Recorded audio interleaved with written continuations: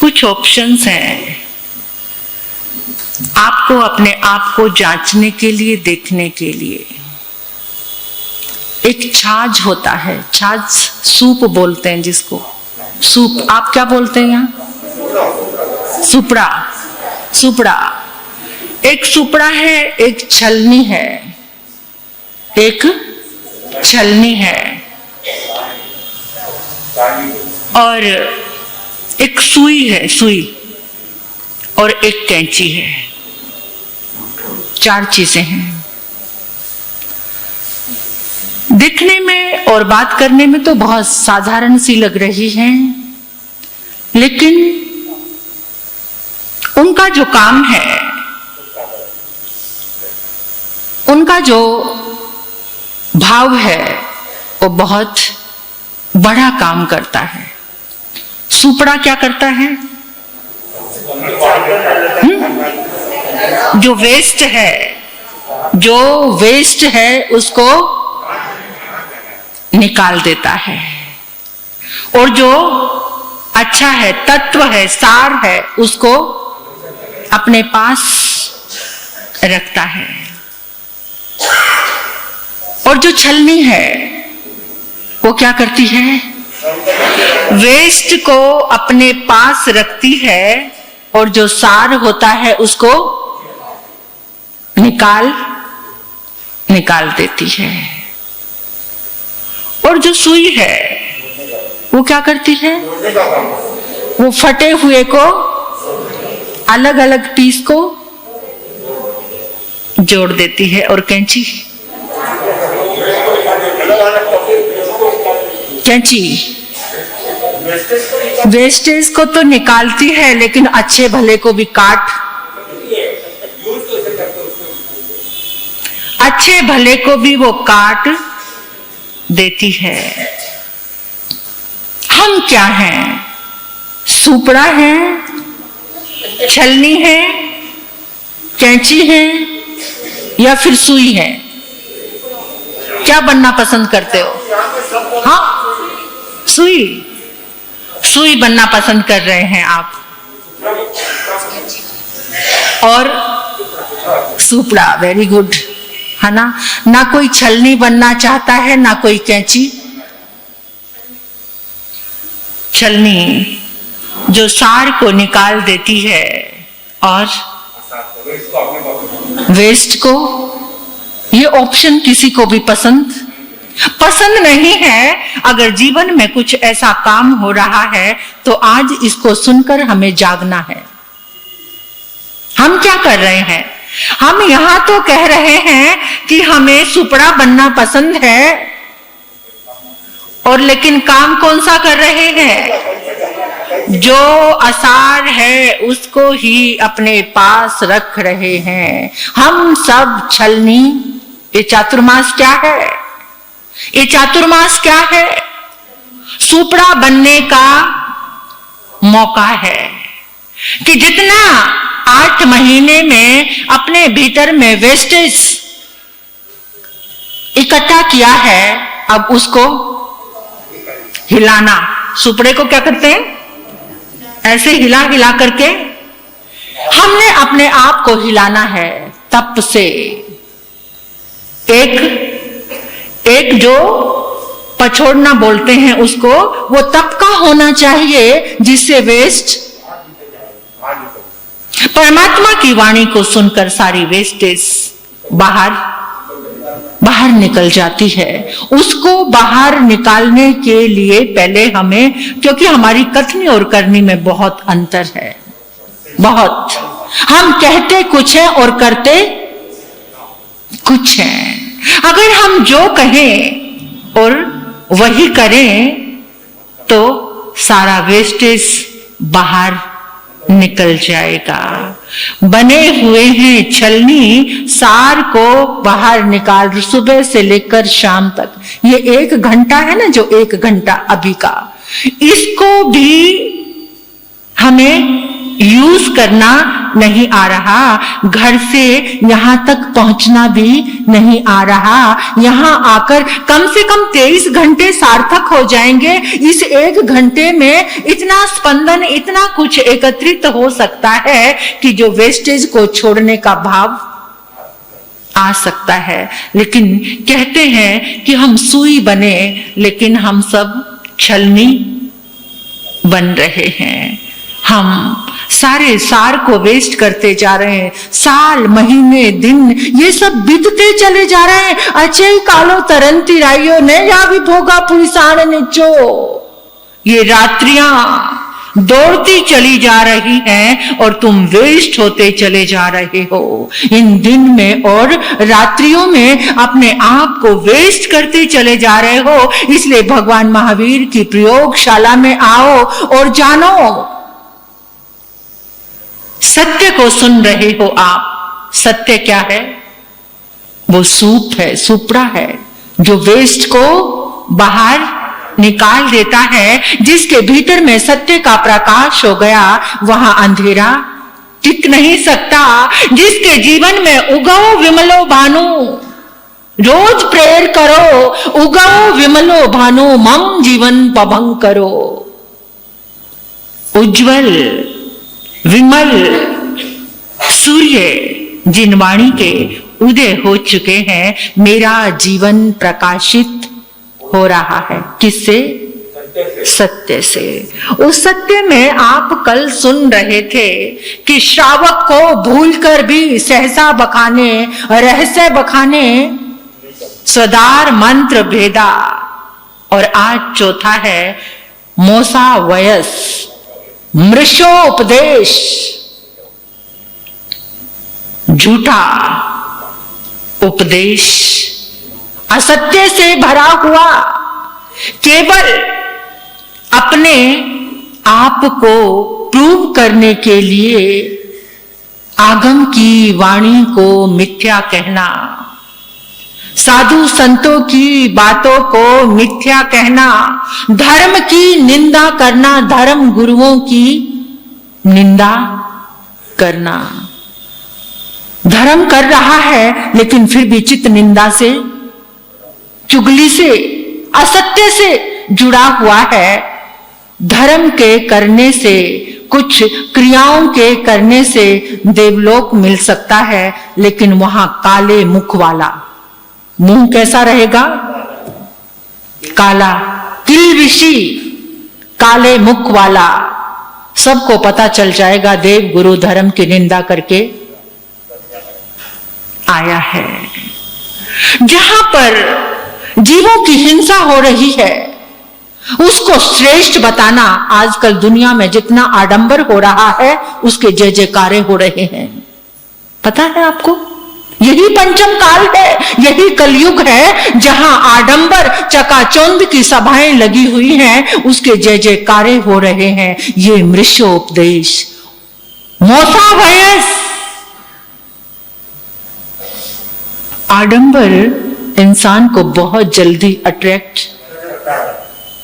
और वहां सब दौड़ दौड़ कर, कुछ समझ आए ना आए, लेकिन वो चकाचौंध, कुछ जीवन बने चाहे ना बने, लेकिन वो चकाचौंध इतना प्रभावित करती है। इसको कहते हैं, ये अतिचार है श्रावक धर्म का, कि जहां पर आडंबर है, 6 जीवनी काय की हिंसा हो रही है, आप उसका बढ़ चढ़कर अनुमोदन कर रहे हो, बढ़ चढ़कर अनुमोदन कर रहे हो। ये सबसे बड़ा अतिचार है, दोष है।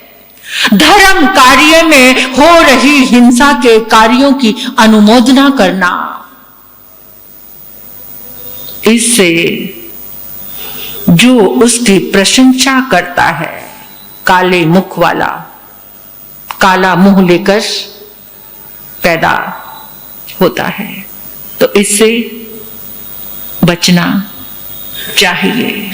जो अपने सत्य धर्म पर डटा रहता है, देवता भी उसके चरणों में वंदन करने आते हैं। जो उत्कृष्ट धर्म की आराधना करता, धम्मो मंगल मुखी ठंग, कौन सा धर्म?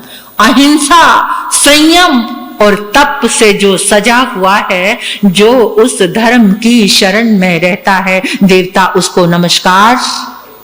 वो सत्य धर्म। और जहां सत्य होता है वहां सारी संपदाएं, उसकी आत्मा का निरंतर विकास होता है, उसको टेंशन नहीं आती, एंजाइटी, डिप्रेशन नहीं होता। जो सत्य की आराधना करता है उसका घर कभी भी दोष से नहीं भरता। वास्तु दोष उस घर से कोसों दूर भाग जाता है जहां सत्य का आचरण होता है।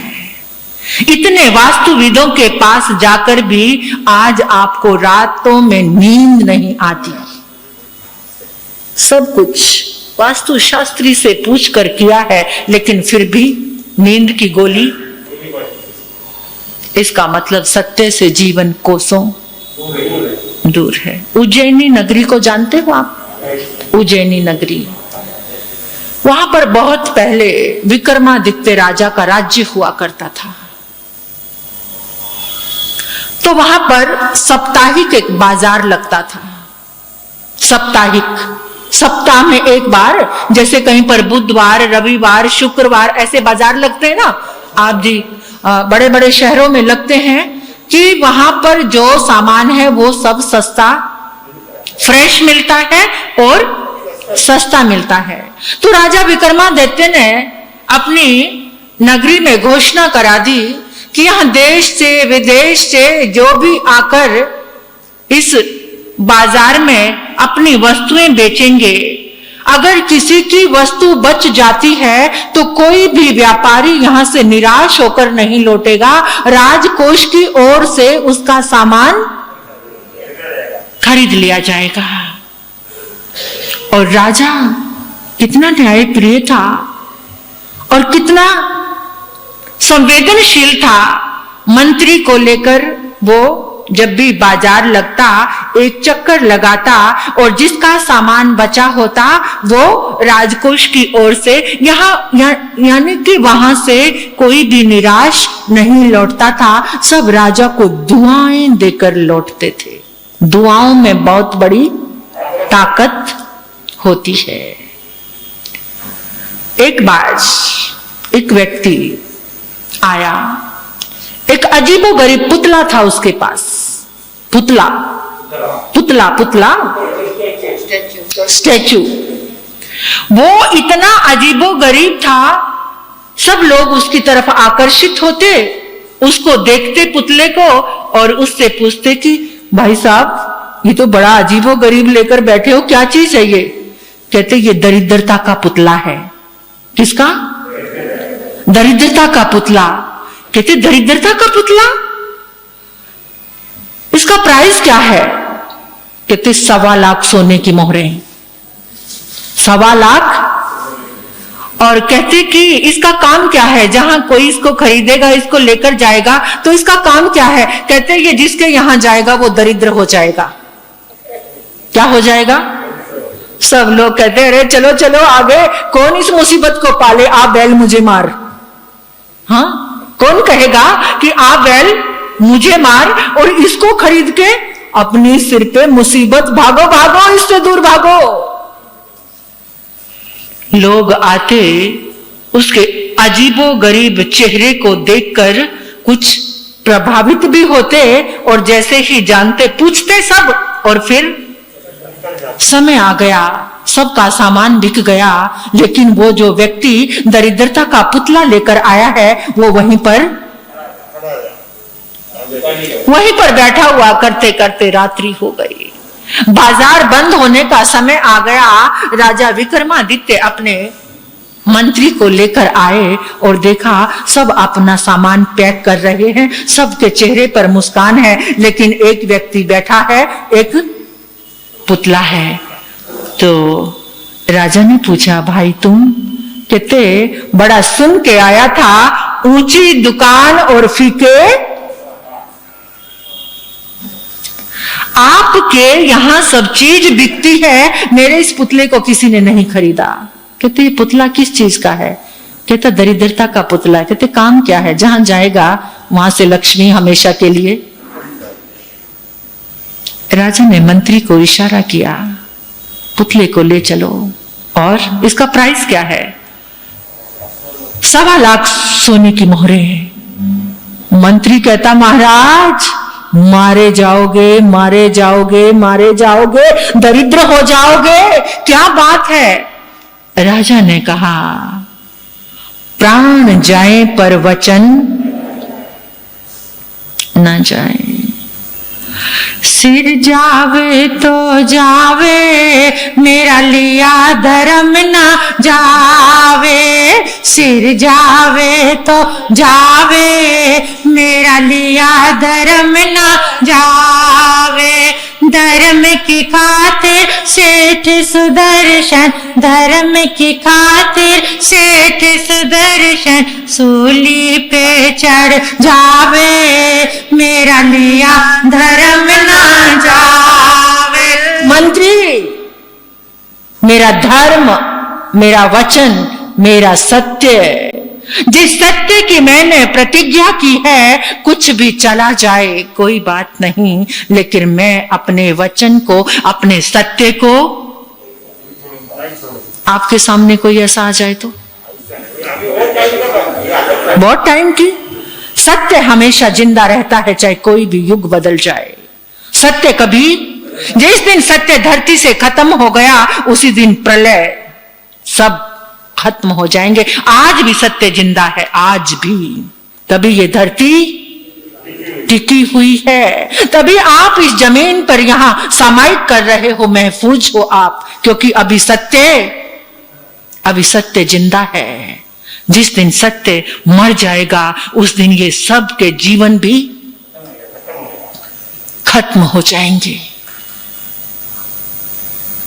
मंत्री ने फिर समझाया महाराज मारे जाओगे, कंगाल हो जाओगे, दर दर के भिखारी बन जाओगे, मत लेकर जाओ इस पुतले को। मंत्री, मेरे वचन को कोई डिगा नहीं सकता, मुझे मेरे सत्य से कोई गिरा नहीं सकता। ले जाओ पुतले को। पुतले को ले गए। 1.25 लाख सोने की मोहरें उस व्यापारी को दे दी गई, वो चला गया। इधर राजा रात्रि में लेटा हुआ है, लेकिन उसको नींद, क्योंकि ऐसा वाक्य जिंदगी में पहली बार हुआ था, कोई ऐसा व्यक्ति पहली बार मिला था। राजा को नींद नहीं आ रही। वो पुतला जो महलों में आ चुका है, राजा की आंखें बंद हैं, चिंतन चल रहा है पुतले के बारे में। उस जो व्यक्ति बेचने के लिए आया था, उसका चेहरा भी बड़ा अजीबोगरीब था। ऐसा चेहरा कभी राजा ने देखा नहीं था। तो इतने में छम छम छम छम की आवाज आई। छम छम की आवाज आई। आवाज आकर राजा के पलंग के पास शांत हो गई। राजा ने आंखें खोली, आंखें खोलकर देखा एक नव यौवना सुंदरी, जिसके अंग भंग से वैभव टपक रहा है। इतनी सुंदरी को देखकर राजा ने पूछा, कौन हो तुम? महाराज, मैं लक्ष्मी हूं। फिर महाराज, जा रही हूं आपको छोड़कर। क्यों? अरे आप तो दरिद्रता का पुतला लेकर आ गए, मैं आपके पास यहां अब नहीं रुक सकती। राजा ने कहा, मुझे मेरा सत्य प्रिय है, तुम जाना चाहती हो तो जाओ। लक्ष्मी चली गई। राजा ने आंखें बंद की हुई है। राजा भी कोई साधारण राजा नहीं था। अंदर चिंतन चला। देखो, पुतले ने अपना रंग दिखाना शुरू कर दिया।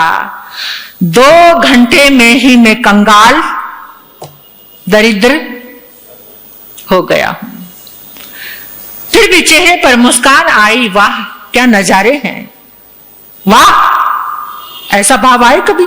वाह, क्या नजारे हैं। अभी आंखें बंद थी, फिर आहट आई, आहट से आंखें खुली। एक खूबसूरत नौजवान जिसके चेहरे पर लालिमा, तेजस्विता, चेहरे पर मुस्कान,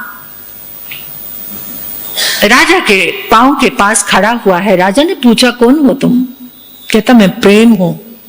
कौन हूं? प्रेम हूं।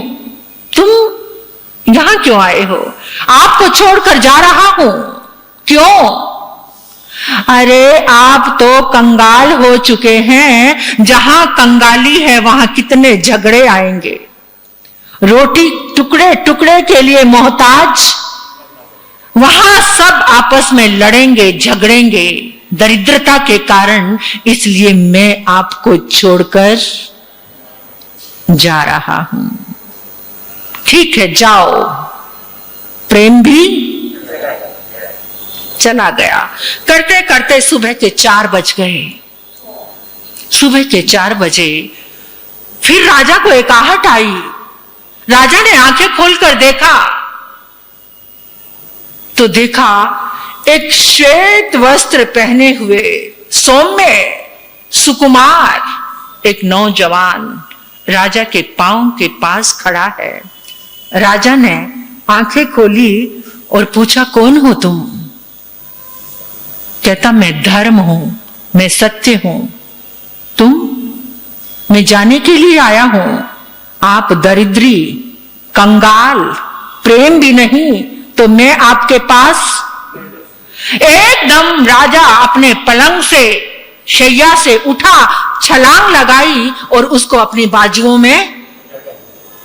में भर लिया, आलिंगन कर लिया। तुम मुझे छोड़कर जाओगे? मैंने पकड़ लिया, तुम्हें ताकत है तो जाकर दिखाओ। तुम्हारे लिए तो वो दरिद्रता का पुतला लेकर आया हूं, सत्य के लिए, धर्म के लिए। लक्ष्मी गई, मुझे कोई परवाह नहीं। प्रेम गया, मुझे कोई परवाह नहीं। लेकिन मैं धर्म को और सत्य को जाने नहीं दूंगा। ताकत है तो मेरी बाजुओं से बाहर निकलकर दिखाओ और जाकर दिखाओ। लक्ष्मी गई, मैं लेटा रहा, कोई परवाह नहीं की। प्रेम गया, मुझे कुछ फर्क, लेकिन मैं धर्म को और सत्य को एकदम धर्म सत्य मुस्कुराकर राजा को आलिंगन करने लगा। वाह, आप बहुत ग्रेट हो, आप बहुत महान हो। ये सब आपकी परीक्षाएं चल रही थी, अभी दोनों की बात हो ही रही थी। उधर से सूर्य उदय हो रहा था, छम छम करती लक्ष्मी वापस आ गई। तुम आ गई? हाँ महाराज, मैं गई कुछ समय के लिए। एक कंजूस सेठ ने मुझे तिजोरी में बंद कर दिया। मैं वहां रहने वाली नहीं थी जो खुले हाथों लुटा रहा है। और जिसके पास सत्य है, जिसके पास धर्म है, मैं उसे छोड़कर कभी भी नहीं जाऊंगी।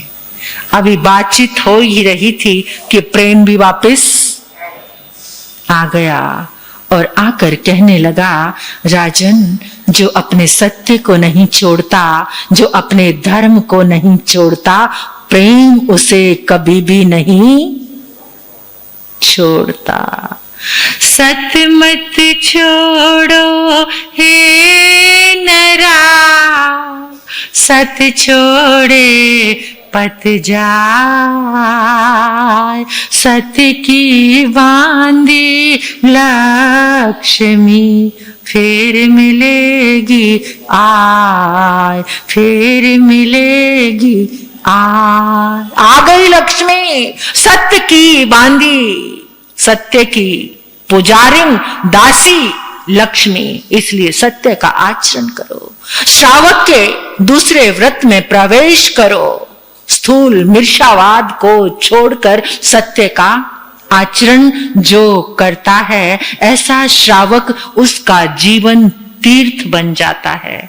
तो ये तीर्थ बनने की साधना को नमन करो, इस तीर्थ बनने की वाणी को नमन करो और परमात्मा के शासन में प्रवेश करो। अपने जीवन को तीर्थ बनाओ।